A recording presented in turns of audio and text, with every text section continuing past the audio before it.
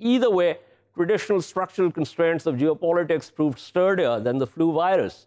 Peace led to what Carr called the 20 Years' Crisis and a Second World War.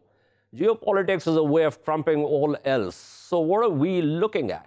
Let's get to our panel of experts. We are joined by Ambassador Matthew Bryza, who's a former U.S. ambassador. I'm also joined by Yusuf Erim, who is the Turkey analyst for TRT World. Thank you to both of you. Ambassador Bryza, let me begin with you. There are calls for ceasefire. Obviously, we are looking at something that no one, despite all the talk since 2007, 2008 about such pandemics, no one was really prepared for it. But as I said in my opening, geopolitics still seems to trump everything else. Do you think that's going to happen once this is over, or do you think there's going to be a rethink?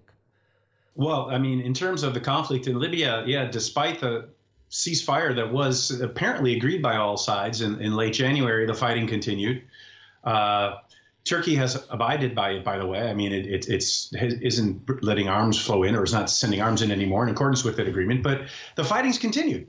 And even after Secretary General Guterres, as you just said, called for a humanitarian truce, the Haftar forces have intensified their attacks on the outskirts of Tripoli. So at the moment, despite the COVID-19 disaster, which has hit Libya, although not to the extent it has to the United States or Europe, the war is continuing. And by all visible evidence, it seems like the arms keep coming in. The United Arab Emirates is still supporting the Haftar side. The Russian mercenaries are still there. So despite all the fears about COVID-19, yes, geopolitics are for the now very much trumping the humanitarian response to COVID-19.